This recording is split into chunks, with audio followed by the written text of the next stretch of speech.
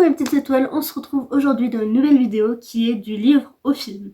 Donc, comme récemment j'ai lu ces deux petits livres, je me suis dit, bah c'est l'occasion, parce que ça fait un petit moment que je voulais du coup vous faire ce genre de vidéo, de passer du livre au film, ou de la série au livre, enfin bref, ce genre de choses, parce que ça se fait pas mal ces derniers temps, histoire de remettre un peu la lecture pour les jeunes, du coup ça les incite peut-être à plus lire ou pas. Voilà, je pense que c'est un peu le processus qu'ils ont essayé de faire du coup en regardant la série, de se dire ah il y a un livre, je vais essayer d'en connaître plus. Bref, voilà. Donc, comme beaucoup de films, ils ont été très souvent, très souvent, été des livres avant. Et là, en l'occurrence, je vais vous parler donc de Percy Jackson, donc le tome 1 et le tome 2 de Rick Royrand, et édité chez École des loisirs, si je me trompe pas. Donc oui, c'est des livres qui datent depuis pas mal d'années, 2008 si je me trompe pas. Donc il est encore tombé. C'est donc ça, 2006 pour une édition avant, je sais pas trop laquelle, et 2008 pour cette édition-là. Donc du coup, celui-ci c'est peu de temps après. Et les films, pardon, datent de 2013, en tout cas pour le premier, si je me trompe pas. Je mettrai une petite affiche quand je parlerai du film, ce sera plus simple. Du coup, parlons bien. Alors, dans un premier temps, j'ai commencé par le tome 1, parce que j'avais une petite folie Percy Jackson en ce moment. Et du coup, je me suis dit, bah go, je vais le lire, ça va être trop bien, etc. En effet, c'était trop bien. C'était quasi un coup de cœur. Mais étant donné que je connaissais l'histoire, je me suis pas autant accrochée que j'aurais pu l'aimer. Parce que les films, pardon, je les ai vus quasiment à leur sortie. Et vraiment, pour moi, c'était incroyable, c'était grandiose. Le film était révolutionnaire. Il y avait des effets spéciaux de ouf, il y avait des personnages de ouf. L'histoire était trop bien. Et du coup, là, j'ai lu le livre. Et le livre est incroyable. Il y a énormément de détails. J'en aurais aimé un peu plus, mais il y a quand même vachement de détails. Et j'ai regardé le film et j'ai fait... Alors, là, il y a tout à refaire, là. Ça ne va pas du tout. Il y a beaucoup de scènes qui manquent. Ah, le soleil revient. Il s'en va, il revient. Bref, on s'en fiche. Mais du coup, dans le livre, je vais jamais y arriver. Dans le livre, il y a énormément de scènes que je trouve vraiment importantes. Comme notamment, c'est pas un spoil, je vous le promets, mais à un moment donné, Percy rencontre un dieu. Et il n'y a pas dans le film. Enfin, je suis désolée, mais c'est pas compliqué. C'est juste une personne, quoi. Au pire, ils reprennent un autre qui maquille, machin, j'en sais rien. Il n'y avait pas cette personne, cette scène, des scènes entières qui disparaissent. Je peux comprendre qu'ils veulent pas faire un film qui fait peut-être 5 heures avec le livre, j'en sais rien, mais là, il y a des scènes vraiment qui étaient plus qu'importantes, qu'ils ont supprimées, et il y a des moments où ils font ça comme ça, alors qu'en fait ça se passe pas comme ça. Et du coup, ça m'a vraiment déçue. Au niveau des personnages, ça va, c'est plutôt bien réalisé. Au niveau de Percy, Annabeth, Grover, à ce niveau-là, ça va. Mais niveau histoire, c'est pas ça, hein. Franchement, hein, je vais pas vous le cacher. Première fois que j'ai vu le film, j'étais vraiment épatée. Je l'avais adoré. À l'époque, c'était un de mes films préférés, je pense, parce que j'ai adoré. Enfin, je l'ai vu qu'une fois ou deux. Et j'avais vraiment adoré. C'était trop bien. On l'avait regardé en famille. C'était... Waouh. Du coup, là, j'ai lu le livre. Je l'ai trouvé waouh, voilà. Et là, on a revu le film. Je me suis clairement ennuyée. Mais vraiment, il y a des scènes qui manquaient. Du coup, j'arrêtais pas de dire oui, mais ça se passe pas comme ça. Mais pourquoi il y a pas ça? Pourquoi il y a pas ça? Voilà, je devais être insupportable pendant le visionnage. Mais pour moi, le film est mauvais. Le 1, ça va, il est plutôt potable. Oui, il est potable. C'est pas très gentil pour le réalisateur. Mais autant le 1, ça va. Mais alors, autant le 2, puisqu'on doit aussi en parler, le 2, ça ne va pas du tout. Mais du tout. Bref, je vais vous en reparler, vous allez voir pourquoi. Mais du coup, voilà, c'est un quasi coup de cœur pour le livre. Et le film, par contre, je vous le déconseille. Si vraiment vous aimez le film de Percy Jackson, mais alors lisez le roman. Vous serez encore moins déçus. Vous serez épatés et vous apprendrez des choses, mais tellement mieux. Vous allez plus avoir l'univers, plus d'action, plus de rebondissements, etc. que dans le film, c'est plein. Hein. Il n'y a quasi pas d'action.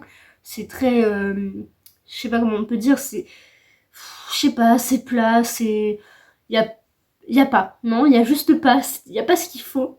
Alors que dans le livre, il y a tout ce qu'il faut. Et vraiment, Rick Roydon a des... je sais pas si je le dis bien encore une fois, mais il nous plonge dans la mythologie grecque. et romaine, bref, surtout grecque. Et c'est juste incroyable, j'adore retrouver ces références. Et au final, puisque maintenant je suis partie en lettres modernes, vous devez peut-être le savoir, mais je sais plus, bref. Et c'est pour ça que j'ai été longtemps absente. Je suis du coup, pardon, je suis donc maintenant en lettres modernes. J'ai quitté STAPS, ouais, j'étais en deuxième année, le retour en L1. C'est pas grave. Et du coup, on parle pas mal de mythologie, notamment en transfert culturel.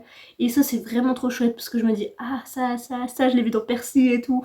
Et du coup, dans mes cours, quand j'écris, je fais, ça, c'est dans Percy, ça, nanana. Et je me dis, ah, la ref, nanana.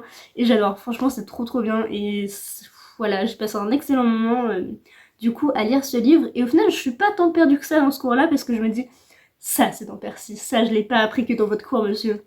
Mais voilà, du coup, je me dis, mais c'est trop bien. En plus, si ça peut m'apporter des connaissances mythologiques pour les cours, bah que demander de mieux. Là, je peux pas me dire, non, mais il faut pas que je lise parce que du coup, je peux pas lire à côté les livres de cours, je peux pas travailler. Mais je travaille en lisant Percy Jackson tout en me faisant plaisir. Donc voilà, c'est plutôt une bonne chose.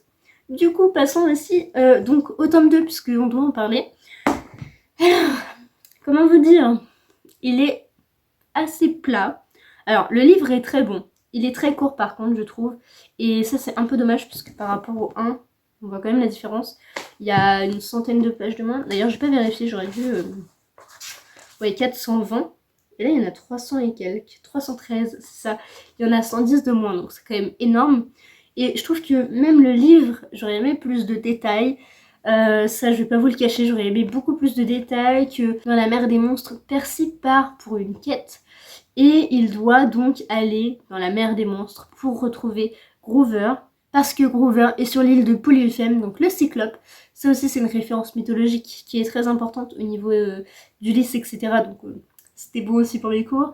Mais voilà, du coup, dans celui-ci, il doit partir à la recherche de la Toison d'Or, donc, et de Groover. C'est la petite partie de Percy Jackson en plus, donc Rick Riordan a implanté dans cet univers mythologique, parce qu'évidemment, tout n'est pas vrai, mais il insère comme ça son histoire au milieu de la mythologie, et c'est très bien fait, hein. Vraiment, je trouve que c'est d'une justesse incroyable. Je sais pas comment l'auteur a pu faire pour mélanger déjà la mythologie qui est très complexe, tout en insérant sa petite histoire qui fait très réelle, et au point qu'on pourrait croire que Percy Jackson a existé.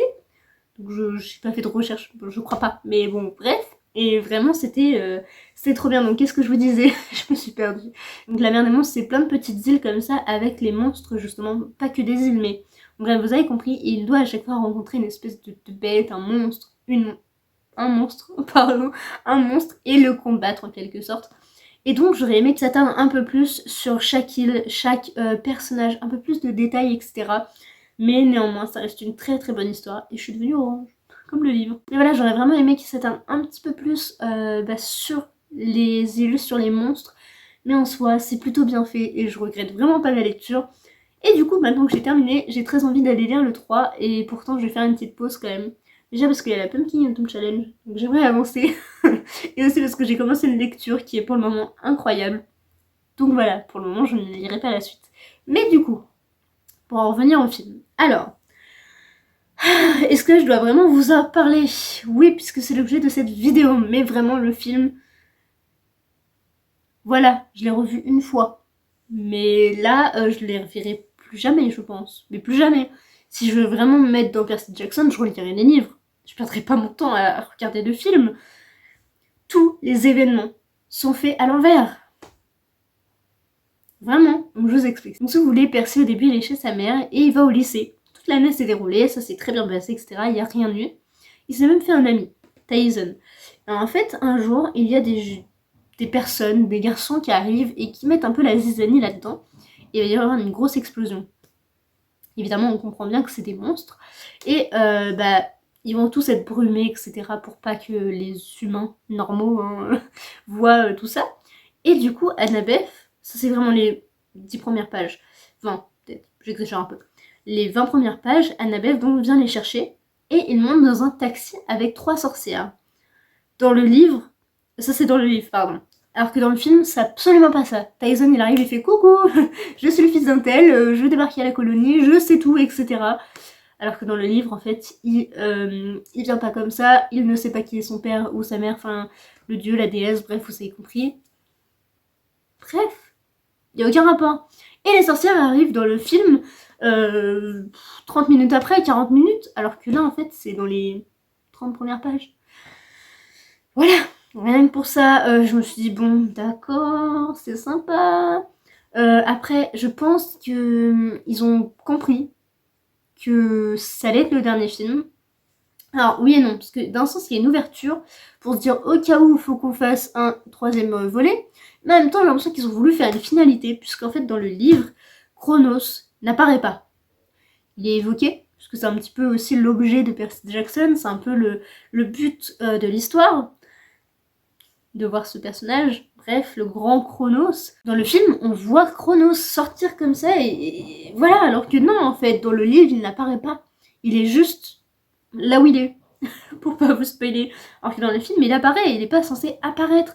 Donc, voilà, encore une fois, c'est un détail qui m'a un peu choquée, que j'ai vraiment pas aimé.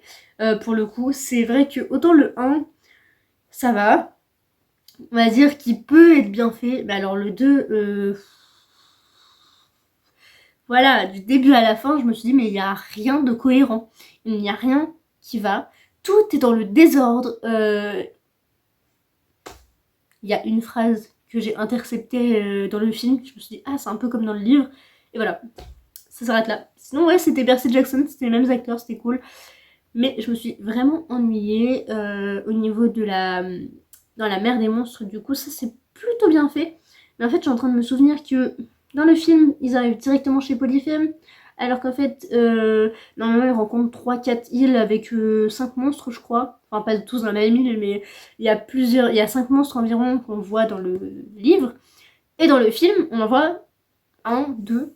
On en voit un parce que c'est la partie importante, c'est la partie qui est dans l'eau. Donc on voit cette partie, et après ils arrivent chez Polyphem. Et bah non, en fait, non, ça se passe pas comme ça. Donc voilà, c'est juste pour vous convaincre de lire les Percy Jackson et ne pas regarder les films.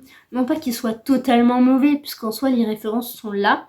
Et quand on n'a pas lu les livres, en soi les films sont bons. Donc si vous voulez procéder dans le sens où il faut voir les films et après lire les livres, moi je vous le conseille comme ça si vous connaissez pas trop l'histoire. Néanmoins, si vous avez vu que les films, lisez les livres, vous serez mais encore moins déçus. Vous allez découvrir des choses mais juste incroyables en fait. Donc si vous n'avez vu que les films, lisez les livres. Si vous avez lu que les livres, ne regardez pas les films. Vraiment, vous embêtez pas pour ça. Vous perdrez rien, je vous l'assure. En soi, donc, pour résumer un petit peu tout ce que je vous ai dit, même si l'univers est là, même si l'idée de base est là, je trouve les films très mal faits. Il y a beaucoup de choses de différentes. Je conçois bien que quand c'est une adaptation, on ne peut pas reproduire à même comme dans les livres. Déjà, on voit pas tous la même chose. Donc ça se trouve, moi, Grover, je le vois d'une façon, que la personne, elle le voit d'une autre façon. Mais en soi, il y a énormément de choses, même à la fin. Il y a une scène, dans le 2 je parle, il y a une scène incroyable. Et en fait, ça se passe pas comme ça. Là, la colonie des Sans-Mêlés, elle est elle est dans une vallée, du coup, il y a une colline à monter, etc. Dans le film, c'est tout plat, hein. Donc je comprends bien qu'ils peuvent pas faire ça n'importe où ou quoi, mais en soi, il y a des montagnes un peu partout. Ou au moins que ça soit un peu vallonné, je sais pas. Mais là, non. Non, voilà, je sais même pas quoi vous dire en soi, puisque j'ai vraiment trouvé les films pas à la hauteur de de ce chef-d'œuvre en fait que tout le monde connaît. Tout le monde connaît le nom de Percy Jackson. C'est comme si vous ne connaissiez pas Hunger Games ou Harry Potter. C'est des grandes références que tout le monde connaît, du plus jeune au plus vieux. On a forcément entendu parler d'eux, et les films sont vraiment pas à la hauteur. Et du coup, je trouve que c'est vraiment dommage pour ceux qui ne lisent pas d'avoir vu que les films et de se baser sur ça, alors qu'ils sont vraiment pas à la hauteur, et du coup, de pas connaître la véritable histoire, le véritable Percy Jackson, la vraie histoire, comment ça s'est passé, etc. C'est vraiment dommage. Enfin voilà, du coup, pour ces deux romans, les seules adaptations de Percy Jackson. Si jamais il y en a d'autres que je ne connais pas, n'hésitez pas à me le dire, ça m'intéresserait vraiment beaucoup. Mais du coup voilà, je voulais vous parler de la différence entre les livres et les films. Je sais pas si j'ai vraiment bien développé. N'hésitez pas à me demander si vous avez besoin de plus d'éléments pour les prochaines fois. Si ça vous intéresse aussi que j'en refasse avec d'autres ouvrages, que sais-je sais pas, Anne de Green Gables par exemple, ou d'autres que je n'ai pas connaissance. Les toilettes, tiens, je les vois par là. Par exemple, ça pourrait être une idée si jamais ça vous intéresse que je refasse du livre au film. N'hésitez pas à me le dire, film, série, etc. Vous m'avez comprise. Donc voilà, j'aime bien ce concept. Je sais pas si j'ai dit assez d'éléments. En fait, j'ai vraiment peur de vous spoiler à chaque fois et c'est ce qui fait que je suis un peu freinée dans mes explications. Mais grosso modo, le seul truc que vous avez à retenir, c'est que Percy Jackson, il faut les lire et pas les regarder parce qu'ils sont beaucoup, mais alors beaucoup mieux. N'hésitez pas, franchement, c'est une valeur sûre. Ils sont qu'au nombre de 5 et c'est une saga donc terminée, donc vous ne risquez rien. Vraiment, vous ne risquez rien. Ils sont possibles aussi en poche si jamais vous préférez la version petite. Donc voilà, j'espère que ça vous aura plu. N'hésitez pas à vous abonner, mettre un petit pouce bleu, ça m'aide. Et puis aussi de me mettre un petit commentaire si ça vous a plu ou non, si j'ai assez détaillé. Bref, vous l'avez compris. Je vous souhaite une belle soirée. Je vous dis à très vite. Bye!